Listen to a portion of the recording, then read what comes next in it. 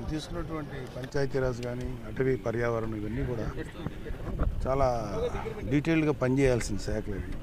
ఆయన టోటల్గా అక్కడ ఫోకస్ అయ్యాడు. ఆయన అసలు ఈ ఈ పదవి దీనికి సంబంధించిన థ్రిల్ కంటే కూడా ఎంత వర్క్ చేయాలి దాని మీద ఫోకస్గా ఉన్నాడు. మేమందరం కూడా ఆయన వైపే ఉన్నాం, అంటే ఆయన ఆలోచనకి అనుగుణంగా ఉన్నాం.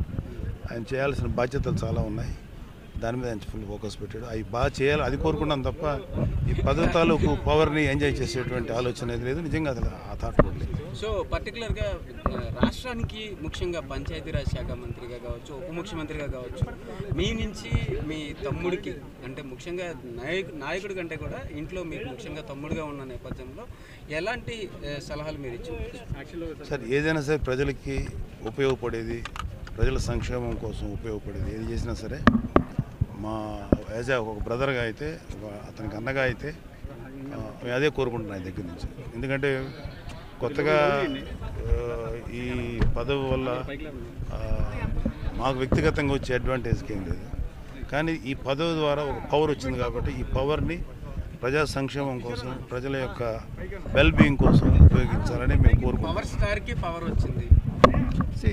ఇప్పుడు ఆయన సినిమా వరకే పవర్ స్టార్ అండి, but when it comes to politics is a real hero.